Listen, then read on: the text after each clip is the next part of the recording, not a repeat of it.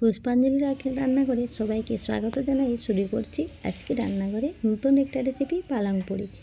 আর এই পালং পুরি রেসিপি যখনই আপনারা তৈরি করবেন তখন দেখবেন এই রেসিপিটা একবার যদি আপনার বাড়িতে তৈরি করছেন বারবার তৈরি করতে ইচ্ছে করে। আর এই ঠান্ডার সময় তো এই রেসিপিটা খেতে যা দুর্দান্ত লাগে বলার বাইরে। একবার অবশ্যই তৈরি করবেন। আমি কিন্তু গরম গরম এই পালং পুরি সকাল সকাল তৈরি করে নিয়েছি সবাইকে সব দেওয়ার জন্য। আর এই জল খাবারে যদি এই পুরিটা থাকে সে কিনছে তোমার কাছে খাবে তোমার জন্যও আর তার জন্য বেশি করে একটু তৈরি করতে হবে। আর বেশি না বলছি আমি এবার চলে যাব মেন পর্বতে। আমি কীভাবে তৈরি করেছি আপনাদেরকে প্রথম থেকে লাস্ট অবধি দেখিয়ে দেবো। আপনারা কিন্তু প্রথম থেকে লাস্ট অবধি দেখবেন, স্কিপ করবেন না। স্কিপ করলে অনেক কিছু মিস করে যেতে পারে। আমি একের পর এক সব ধাপেগুলো আপনাদেরকে দেখিয়ে দিচ্ছি। দেখেন আমি পালং শাক নিয়েছি, এখানে 1 কিলো পালং শাক আছে। পালং শাকটাকে ভালো করে ধুয়ে পরিষ্কার করে রেখে নিয়েছি। তারপরে এটাকে জল দিয়ে ভালো করে ধুয়ে নিয়েছি। বেছে কুচিয়ে পরিষ্কার করে রাখার পর এটাকে রান্না করবেন। যখনই চেষ্টা করবেন শাক সবজি যখনই কাটবেন ভালো করে ধুয়ে নিতে হয়, কারণ এরকম অনেক ধুলোবালি লেগে থাকে। বা যেহেতু বাগান থেকে তোলা বা পালং শাক, আর এই পালং শাকগুলো অত কচি পালং শাক বানিয়ে ফেলবো। এই পালং পুরিটা যদি পালং পুরি তৈরি করেছেন তাহলে নরম হয় পালং পুরিগুলো। আর যখন আপনারা তৈরি করবেন খেতে সুস্বাদু লাগে। আর ঠান্ডার সময় তো এই পালং পুরি সকালকার ব্রেকফাস্ট মজা জমিয়ে দিয়ে দেখুন আমার পালং পুরিগুলো ভালো করে পালং শাকগুলোকে ভালো করে ধুয়ে কেটে দেবো। এটা বেশি ছোটো ছোটো করতে হবে না, একটু ছোটো ছোটো করে একটু বড় বড় করে রাখলেও চলবে, কারণ এটা আমি সিদ্ধ করবো। পালং শাকগুলো একটু সিদ্ধ করে দিলে কি পুরিটা খুবই সুন্দর হয় আর নরম হয়। তাই আমি পালং শাকগুলোকে দেখেন কেটে নিলাম। এবার আমি সিদ্ধ করতে দিয়ে দিলাম। সিদ্ধ করার সময় সামান্য একটু লবণ দিয়েছিলাম, সেটা আপনাদের কাছে উপস্থাপনা করতে ভুলে গেছি। লবণটা দিলাম, লবণ দিয়ে সবুজ এটাকে দেখুন পালং শাকগুলো সম্পূর্ণ সবুজ হচ্ছে।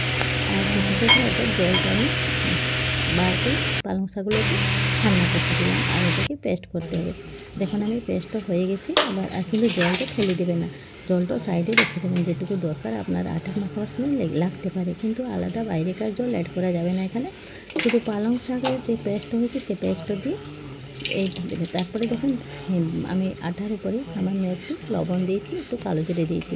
আর এখানে কিছু অ্যাড করতে হবে না। তারপরে আমি এখানে দিয়ে দিলাম পালংয়ের পেস্টটা দিয়ে এটাকে মাখাতে হবে। মাখাতে দেখুন যদি একটু গাঢ় লাগে, যেহেতু আমার 1 কিলো পালং শাক আছে, এখানে আমাকে 500 মতন আটা আছে। 500 মতন আটাতে যদি একটু বেশি হয়ে থাকে তাহলে আপনারা একেবারে সামান্য এই যে সিদ্ধ করে রাখা জলটা আমি ছেঁকে রেখেছি সেই জলটা আপনারা অ্যাড করে নিতে পারো। আমি কিন্তু সামান্য একটু জল অ্যাড করব, কারণ এটা দেখতেন মাখাবার সময় বুঝতে পারছি কি আমার আটাটাও একটু বেশি হয়ে গেছে। আর এখানে জলটা সামান্য একটু অ্যাড করতে হবে, তাই সামান্য একটু জল, সম্পূর্ণ জল অ্যাড করিনি। আর এগুলো দিয়ে আমি ভালো করে এটাকে মাখিয়ে নিতে হবে। মাখাবারটা হচ্ছে মেন, এটাকে ভালো করে একটু ধৈর্য সহকারে সময় দিয়ে মাখাতে হবে। নিয়ে মাখাতে দেখুন একটা খুব সুন্দর একটা মাখানোটা হয়ে যাবে। দেখুন আমার মাখানোটা কমপ্লিট হতে লেগেছে। এখানে কিন্তু এবার দোয়া করে গরম করে নিয়েছি। দেখুন মাখানোটা এইভাবে থাকলে খুব ভালো হয়েছে বলে জানবেন। আর হাতে যেন ভালোভাবে মাখানো হয়, আর বেশি শক্ত করবে না, বেশি নরমও করবে না। ঠিকঠাক যেমন লুচি বানাই সেই মতন অবস্থাতে রাখুন। তারপরে এবার মাখানো হওয়ার পরে আমি এখানে সামান্য একটু তেল এড করবো। এখানে সবসময় খেয়াল রাখবেন তেলটা যেন সরষে তেল দিলে খুব ভালো লাগে পুরিটা খেতে।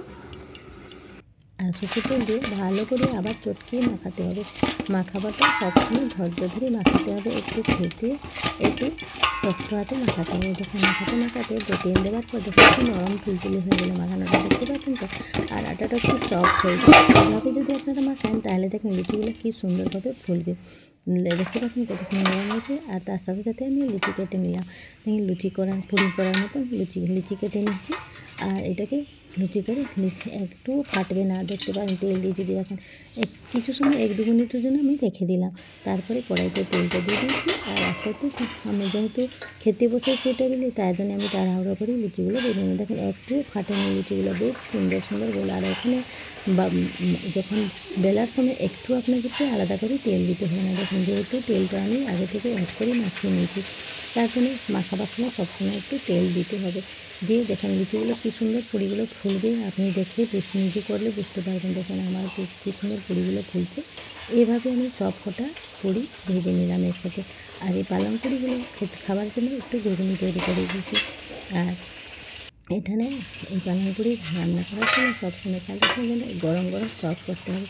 গরম গরম খেতে যা দুর্দান্ত। দেখুন আমার পালং পুরিটা কত সুন্দর হয়েছে। এবার কিন্তু আমি গরম গরম সার্ভ করে দেবো। আর কেমন হলো আমার রেসিপিটা অবশ্যই জানাবেন। এইভাবে নিত্য নতুন রেসিপি পেতে গেলে আমার চ্যানেলের পাশে থাকবেন। আর ভালো লাগলে লাইক কমেন্ট শেয়ার করবেন। এতক্ষণ ধরে আমার রেসিপিটা দেখার জন্য আপনাদেরকে অসংখ্য ধন্যবাদ। ভালো থাকবেন, সুস্থ থাকবেন, আর আমার চ্যানেলের পাশে থাকতে চেষ্টা করবেন সবসময়। আর নতুন নতুন রেসিপি পাওয়ার জন্য আপনাদের আমার চ্যানেলটাকে ফলো করে রাখবেন। ধন্যবাদ বন্ধুরা। লাইক কমেন্ট শেয়ার করে দিতে যেন ভুলবেন না।